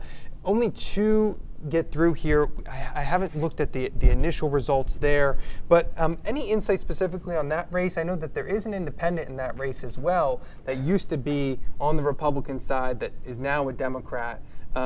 Any insights there as to what's going on? Or yeah, that's a complicated story. It makes it a really unique race and hard to predict. I know our sophomores at the Board of Elections have talked about that a little bit. We have some returners, some repeat runners, as well as some new faces to the party, like Virginia Talent. So it's going to be really interesting to see how that plays out, and hard to predict right until the very end, because we've got those 2 top runners in a field of 5, showing a lot of interesting schisms in the local parties. I'd seen initial results for the early vote, and it showed Virginia Talent up by, I think, 7,000.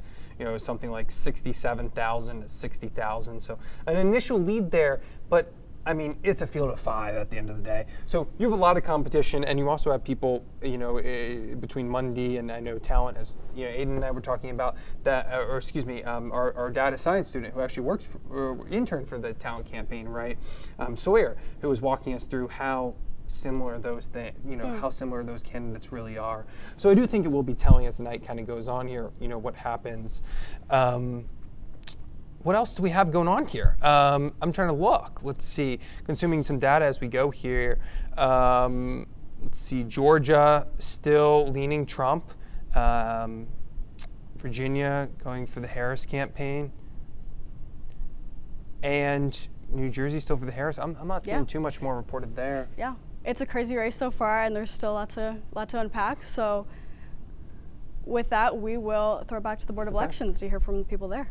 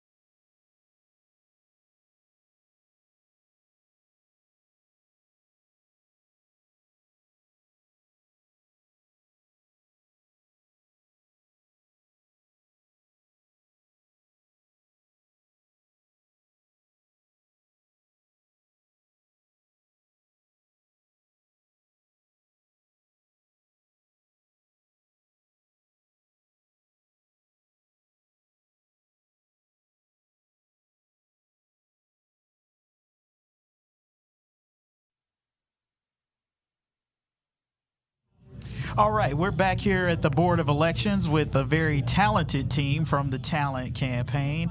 So, Luca, where are we at here at this point in the evening, and are we feeling good about where we are? Are we surprised, or are we still got some work to do? Well, we're feeling great about the results as they stand right now. Virginia Talent has maintained her lead in first place with Robert Winkler. Several thousand votes in second place. We are feeling very optimistic that there are still many votes from the center of Hamilton County, the Cincinnati area, to be counted. This is typically an area that leans Democratic, so we are very optimistic Talent will prove to be successful in this race. Are there any big takeaways that you can take away from tonight in terms of things that you know worked well for you based on the results that we're seeing?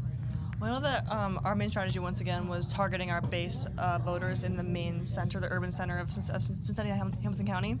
I think that worked super well for her. As you can see in the results, we're still maintaining our lead. So I think that that strategy was really helpful for her.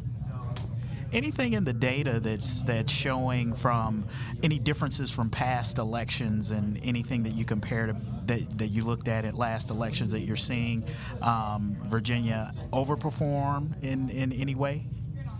Yes, the data is really unique in this one. Previous election cycle was not a presidential election cycle. So we're seeing a massive increase in the overall turnout, but the drop-off rate has actually increased for this election a lot higher than in previous elections. So you really see the very, very passionate voters are the ones that are really end up representing the individual candidates. So we've been really reached our base for this and have got to those passionate voters. But that's really the most interesting thing about this election. Yeah. All right, Lon, get in on this. What are your thoughts or your takeaways so far from this evening? So my 2 cents is that we have not talked a whole lot about the budget of the campaign, but Virginia Talent coming into the post-primary, her budget her finance report, she boasted, a huge amount of cash at hand over the rest of the candidates, and I believe that with the end game, the last couple of weeks leading up to today, I believe that has come to her advantage very well, and she has, done very well with that. She boosted her presence in Hamilton County, whether that's canvassing, social media, but that's one big thing compared to to current candidates now and candidates in previous elections for the Court of Common Pleas, is that her finance was managed very well. She was very good at fundraising, and I believe that was also one of her weapon that that came through this time around. Any spending choices you would have made that would have been a little bit different, or what were some interesting things that she spent some of that money on that's producing the results tonight? It was a lot of it went to consulting, which I don't know much about that, but it seems like it worked well, and I think that's what I think if she ever needs to rerun again, or for other candidates looking into this race, or etc. Maybe consulting. Maybe you look into that little expertise that some of these candidates might have missed out a bit on. How gratifying, and any one of you can take this, how gratifying is it for you guys to see the work that you put in, that you worked on this campaign, to sort of, at least at this point in the night, sort of be on the winning side of things? How does that make you feel? Well, I gotta say, it feels great to be a part of a winning team, and I, like myself and my fellow members of my team, we spent a lot of hours today working the polls, talking with voters, making sure that if they were Democrat, that they voted Democrat on every single part of the election, because I believe that's ultimately what helped us win this race. Because while we have won, it was not by a super majority or a super large margin, so it got to a point where every vote counted, and I'm confident that the efforts of myself and my fellow PPPers ended up making the difference in this election, and that's extremely gratifying. All right. Bren, we'll give you the last word.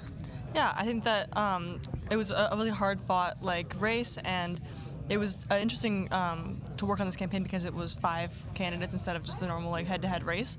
I think that her efforts are obviously paying off, and she spent her money, like Lon has said, effectively, and it's been working for her. Awesome. Well, you heard it here. A lot of hard work, and right now it seems to be paying off. So we'll turn it back over, and we'll be back with a few more students here in just a minute.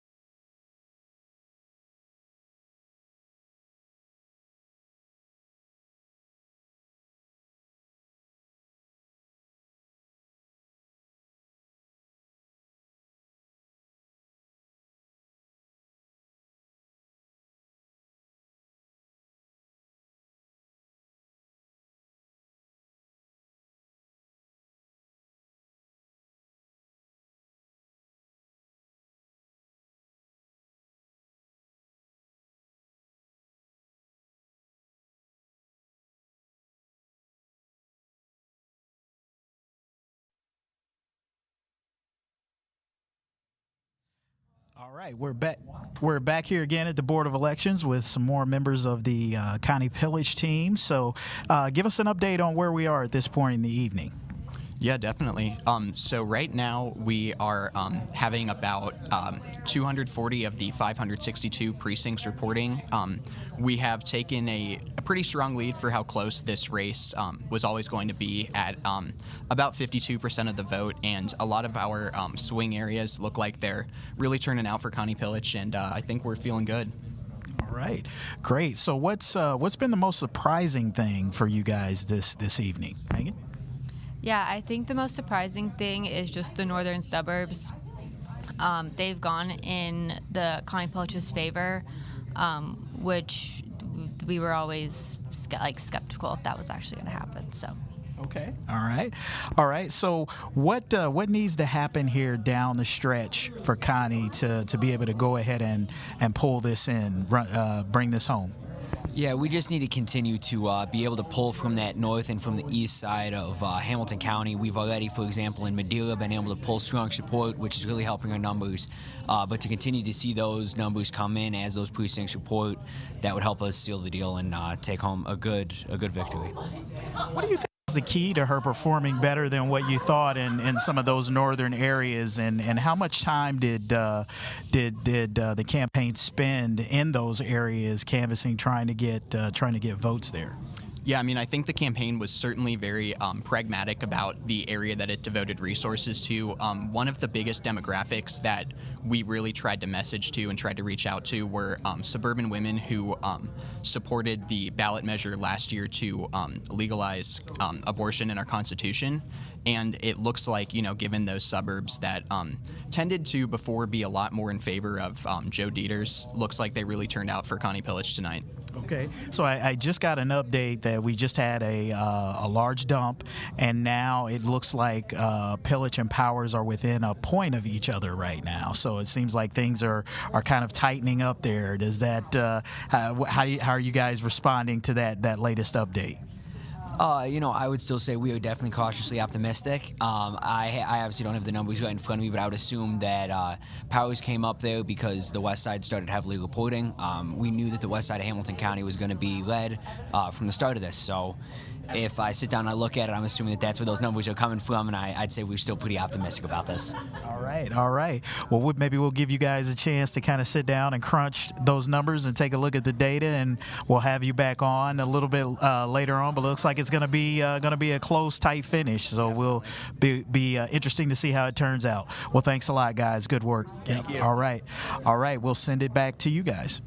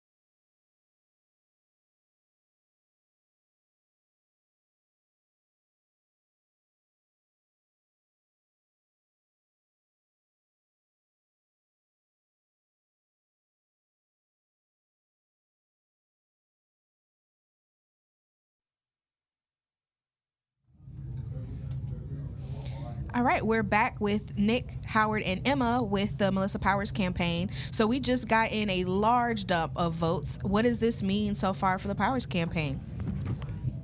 It's exactly what we wanted to see. Western Hills delivered. They put us back in the game. We were down 9 points. The race is at a virtual tie now. I believe Pillage is slightly in the lead, but it's I also believe by just like not even like 1%, but like percentages of 1%. So right now we're looking at Springfield Township is not reported yet. So we're hoping that some of those voters might want to cross over.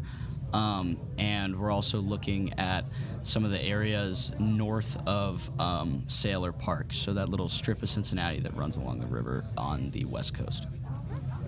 So are you surprised at how tight the race is at this point? Were you expecting to be a little bit farther ahead at this point in the evening, or are things surprisingly tighter at this point? I think this is right where we thought it would be. We knew it was going to be a close race. We know that both candidates worked really hard in this campaign, that it's going to be close, and I think it'll be close down to the last minutes. So you mentioned some of the precincts that are still coming in. Are there any of your base precincts still out there that you are hoping will come in for Melissa Powers tonight? Ultimately, we are just looking at swing districts. We don't know which way they're going to go. There's sort of this column right down the middle that will decide this race. Like Nick said, Springfield Township, we're hoping for a strong crossover vote. We're outperforming practically every other Republican candidate, so that is a very strong possibility that we will have those voters in our column. Yeah, you had mentioned, both of you had mentioned Springfield Township. So sort of talk about that particular area and what type of voter is there that you're hoping to get, and is that an area where you see that's going to be a battleground where it could go either way, or does it favor your candidate maybe more than the other? So comparing the results with 2020, Springfield Township, like the heart of it, like downtown Springfield, you could say, went for Fanon Rucker by a good amount, but it's the suburbs of these places. So it's the suburbs that were a little bit lighter blue, I believe, last time. So we're hoping that, as a lot of elections in this country are going to do tonight, it's going to probably come down to the suburbs and how the messages of being tough but fair on crime have resonated with those suburban voters. It's the same thing with the area north of Saylor Park, as I mentioned earlier. Those are also some slightly suburban areas that are going to be deciding the race, we think. Just thinking about this campaign as a whole, very well-funded campaign, were there any kind of ground game strategies used in these current remaining precincts that you think may have turned those swing voters over for Ms. Powers? I think just going out today and being at the precincts, Nick and Howard talked a lot about people taking the Democratic slate and then taking the Powers literature, so we're just hoping that they didn't vote straight down the ballot blue and they crossed over a little bit for Powers. Well, thank you all. We appreciate you coming up and sharing. Looking forward to hearing how the night goes. Thank you. All right. Thank you.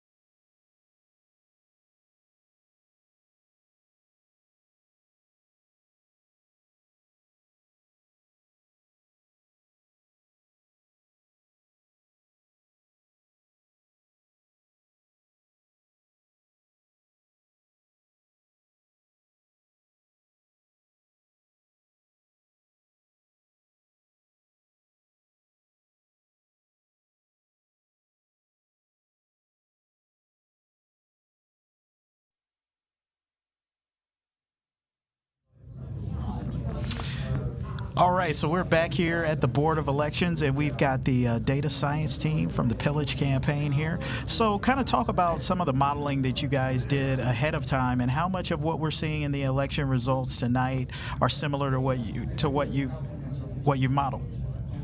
Yeah, so we did a lot of maps and graphs in R, and we used Board of Elections state data for that, and we found that some of the results coming in are not what we expected. Some of the red is turning pretty blue, especially up north. So I don't know if you have anything to add.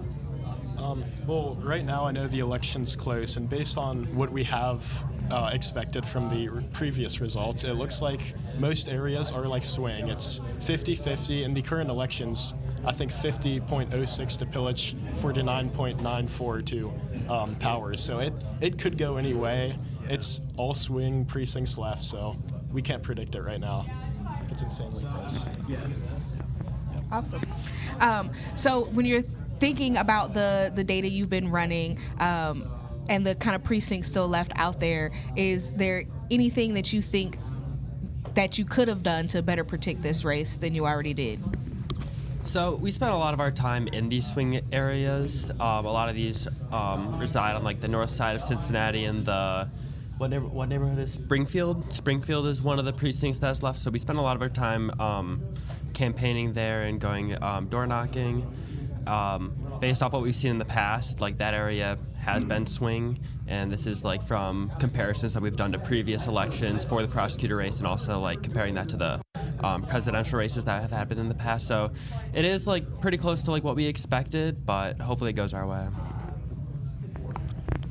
All right. Well, listen, thanks guys. I appreciate it, and we'll keep an eye on things and see how they turn out. All right. Thank you. Thanks. Thank you.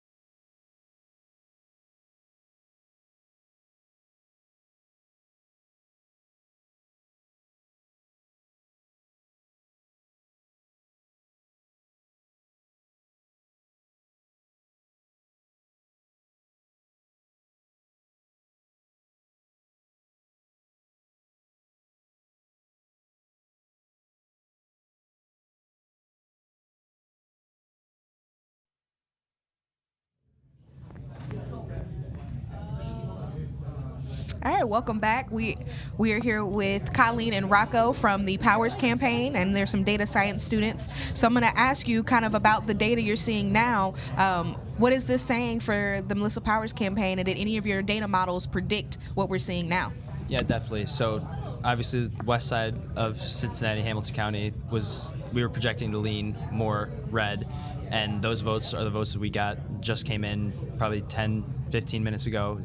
Obviously, I don't know, myself, I felt a jolt wave of like a big energy throughout here. You could hear everyone just reacted, and it was really awesome, really cool to see. So what has sort of yet to play out yet from what you've modeled that sort of gives you optimism about the possibility for your candidate to kind of pull it out here in the end? So right now we're looking about 50-50. So looking at our models, we do have some blue precincts left, which is a little unnerving for us, but there are some swing precincts, so we're just hoping and praying that those lean our way. Just looking at numbers here, what would be the magic number for Melissa Powers to win this race tonight? I think we predicted back a little while ago, it was, I want to say 207,000. How much time would you say you guys spent campaigning in those swing areas that now are very critical for the win here down the stretch? Do you feel like you guys put in enough time there, and that you feel confident that you might be able to get some of those swing voters and turners that you're looking for? I mean, you could always spend more time, but we did canvass in our swing precincts. We stuck mostly there. We were pretty confident in our red precincts, so that's where we canvassed. And we did some like Bengals and other social events to try and get in the crowd there, yeah. Well, thank you. It was wonderful having you both. Look forward to see you at the end of the night. All right. Thanks.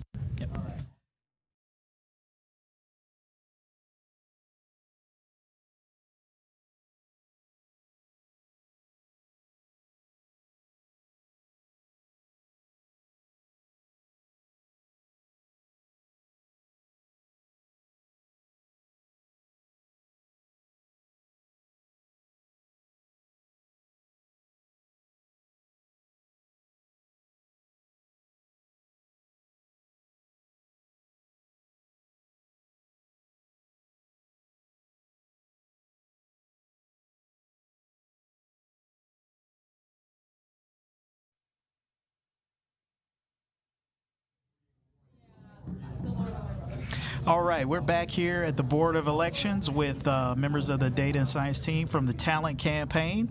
We've got RN and Levi here with us. So kind of talk a little bit about the models that you guys did in advance of tonight's election and how what we're seeing in the results matches up with what you guys looked at. One of the graphs that I did personally was related with party affiliation and how that looks on Hamilton County.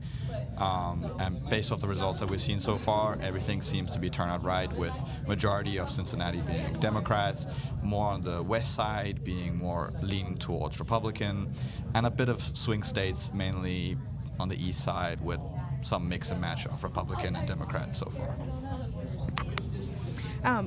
So just looking at who's left, what precincts are still left on the table here, what are you expecting to see as far as Talent's votes go? So a lot of what we're seeing still is like a large proportion of the Democratic precincts are still missing.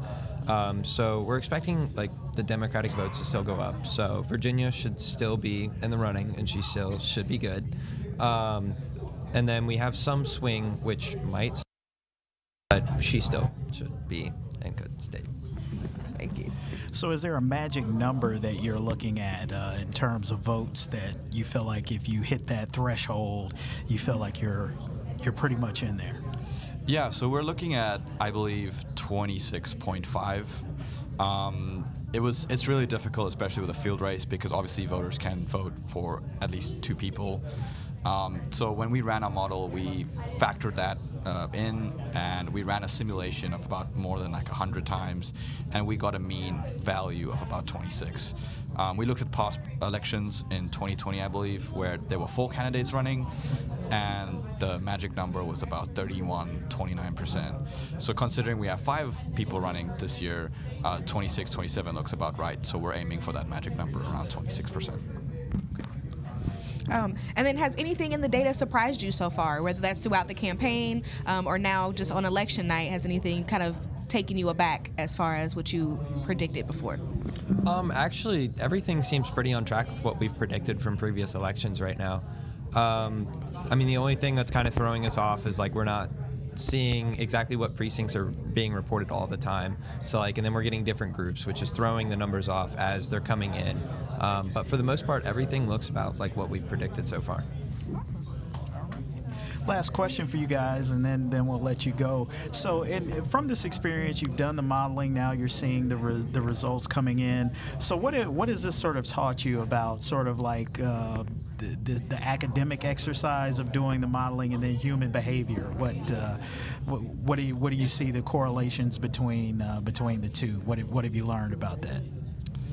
I mean, like, to be quite honest, like, obviously, in terms of real-world application, I feel like it has definitely, like, working with a real big data set, and then actually, like, analyzing it in a, obviously, more educational context, has really helped all of us in general, and I believe it's something that we can definitely take it towards our future roles going forward, because we've gotten that kind of feel, because as data scientists going into the future, we are going to be working with this kind of data and trying to gather insights all together to make some kind of conclusion or trends. So, anything you'd add on that? Yeah, the only thing I'd like to add is while like people may have their individual choices, large group behaviors often don't change. So like a lot of the precincts are repeating same behaviors from past years. So. All right. Well, listen, thanks, gentlemen. Appreciate your time this evening, and we'll check back with you as maybe the results get a little bit closer to being finalized. All right. Thank you. All right. Thanks. We're back here at the Cintas Center looking at some results that are coming in that are kind of predicting where races are going to finish. Ultimately, Aiden has some results on the county level. Yeah, we just had a bunch of new precincts report. So for the county commissioner, it's looking like Alicia Reese and Denise Drehaus are looking good. They should probably pull those out. For county auditor, Jessica Miranda also has a nice, comfortable lead. For prosecuting attorney, that is getting pretty close with Colleen and Melissa Powers. That is a 50.9% advantage for Colleen Pillage. That is close. However, about 98.7% of the reporting is in. For the clerk of the Court of Common Pleas, Perich is winning. I hope I got that right. And then for sheriff, it also is a comfortable lead for McGuffey. County recorder, same for Crawley, a very comfortable lead. County treasurer, another comfortable lead for the Democrat. And then I'm going to take us through just a few of those tax levies that we have across the county. Now, the two Hamilton County-wide tax levies, those both are looking like they're going to pass very, very comfortably if those races have not been called already. That's 34 and 35. 33, the tax levy renewal in Columbia Township for the waste disposal district. That one's very comfortable as passed. The 32, also in Anderson, against the tax levy has a very narrow lead, so that one is too close to call just yet. Wyoming School District, issue 31, that bond issue will pass. In Princeton School District, that is another very, very tight race for that proposed tax levy.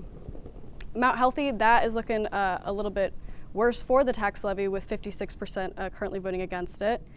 In Milford, the proposed income tax exempted village school district, that is very firmly against so far, but that's a very small portion of Hamilton County. In Marymount, that proposed tax levy has a very strong lead, same with number 26 in Whitewater. In 25, the Sims Township tax levy, a strong, about 9-point lead, pretty comfortable there. And about the same with the tax levy in Springfield, number 24. 23 in Miami, that one also has a pretty strong lead. It's a bit closer in number 22, that renewal and increase. That one's a little bit tighter. But against that tax levy has a bit of a lead. Number 21 in Anderson, that one is neck and neck. Number 20 is not, with there a very strong portion of voters voting in favor of that charter amendment. And then we just have a couple more here. In Woodlawn, that tax levy, voters are voting for. It's a little bit close in North Bend, number 18, but against the tax levy is currently winning. And then in North Bend and Green Hills, both of those looking like they're going to pass pretty comfortably. And same with number 15 in Green Hills. And we've just got a couple more. In Glendale, that one is looking very comfortable, number 13. Number 14, that one's a little bit tighter. That one's probably, it's looking good for the tax levy, but it's a little close. In Addiston, number 12, that one is looking very good for Addiston with 57% voting for it. And Milford, that number 9 is pretty close. And I think that is all of our tax levies. There's a lot of them. The full results are available on the Hamilton County Board of Elections website if you want to see those full numbers for the levies that affect your area. Moving on a little bit more nationally, of course, just an update for our viewers. Of course, Greg Landsman, who was running in Ohio's 1st Congressional District, has declared victory, writing in a statement in part, "Voters want to be done with chaos and extremism. They want leaders focused on the issues that matter most, lowering costs, restoring our freedoms, and strengthening our democracy. We have a lot of hard work ahead of us, and we're very grateful for the opportunity to serve another term in Congress. We'll continue to bring people together and get things done for Southwest Ohio, especially our children and families." So a declared victory here. You know, according to local reports, he's supposed to take the stage here soon and give a speech to supporters. Of course, this is one of the key battleground congressional seats across this country. So, you know, it is interesting to see him you know, end up beating his Republican rival. And then, did we have any other county results there? I think that's all the county results we have at the minute. New results are expected to come in soon, but. Yeah, we're just expecting a next drop to be coming relatively soon, but at the moment, that's all we got. Perfect. And with that, we're going to kick it back to you guys.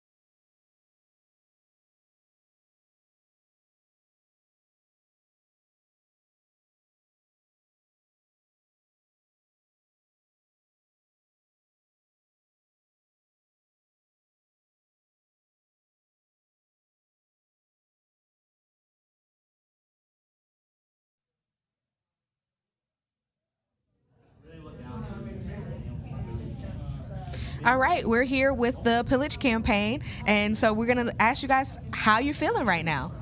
Overall, we're feeling extremely happy with the results that have come out. The swing states that we were counting on really did show out for us, and they did help us out, obviously push us over the edge. This has been a great result. All of us are extremely thankful for this opportunity to work on the campaign. So we'd like to say thank you to Connie Pillage for having us. Congratulations. Also, thank you to campaign manager Jacob. He was great for all of us and helped us learn a lot. So overall, we're thankful and extremely happy with the outcome. And then just kind of one final question for the group. Just a takeaway of what do you think really was the key in the strategy for Connie Pillage to win this race? Yeah, Connie Pillage did a lot of on-the-ground work. She went to multiple events a day, really getting herself out there, her name out there, even though people knew her from running for state rep, just getting that out there and making sure people vote. So she did a great job on the ground and getting out there. Yeah. Awesome. Well, congratulations to you all. Now we have Prosecutor Pillage here in Cincinnati. So thank you all. We're going to hear from the next team in a few minutes.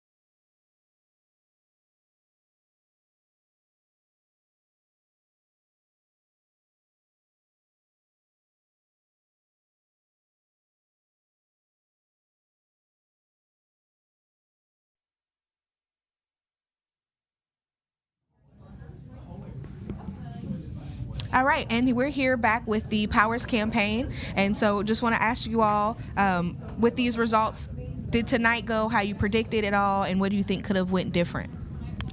I mean, of course, it didn't go like we predicted. We not expected, but and we're anticipating higher margins for our candidate just based on how Deers performed in the past.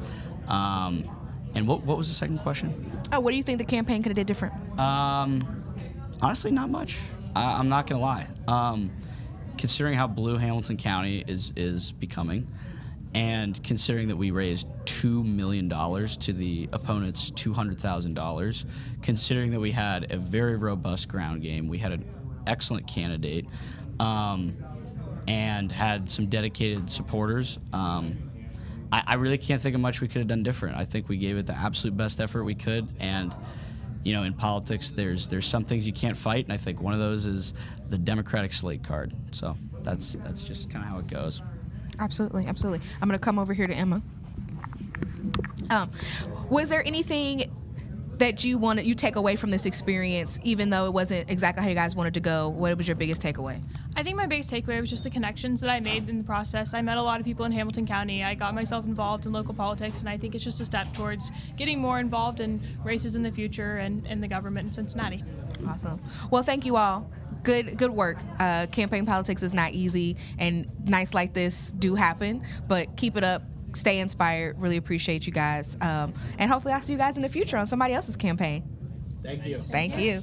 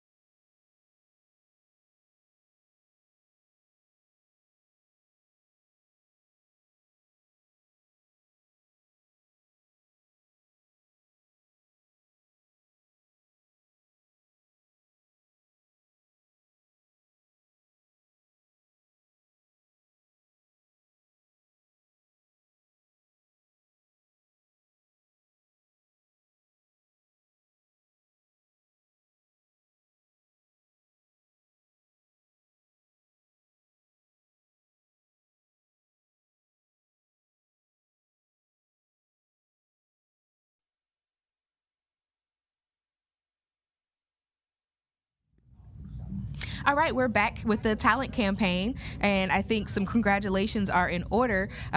Let us know how you're feeling about these results and if the strategies you implemented feel successful.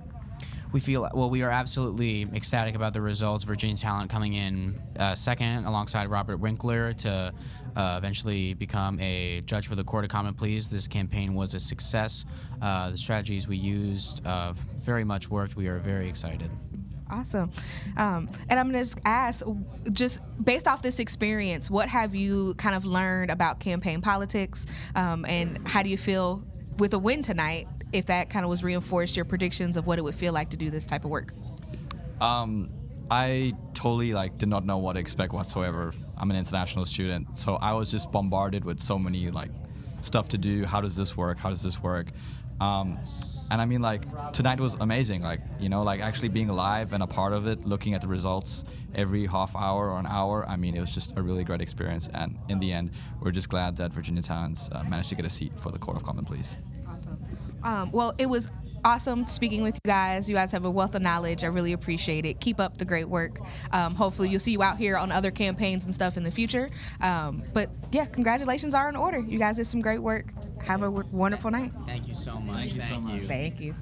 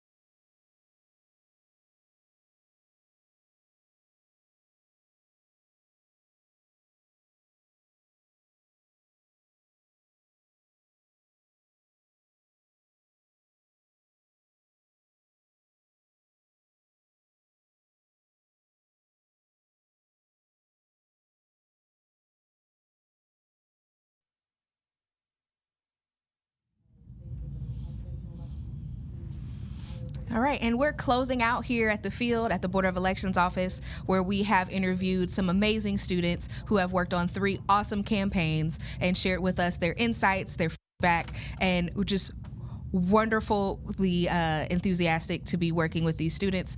And I think all of them are really proud of the work they did, and they should be. And so we thank you all at the studio. We thank Xavier Philosophy, Politics, and Public program, the Data Sciences program, as well as all of the campaign teams that allowed our students to work on their campaigns this year. And so keep up with us, and we're gonna hear more from the studio, I think, one more time, and have a wonderful rest of your evening. Thank you all for watching from our studio team here at the Cintas Center, tuning in tonight. Thank you to our data science students who helped us out during the night, and to our partners at ICRC-TV, and as well as everyone at the Board of Elections. To see full results of any of those races, just visit the Hamilton County Board of Elections website. And with that, we'll sign off and wish you all a good night, and thanks for tuning in.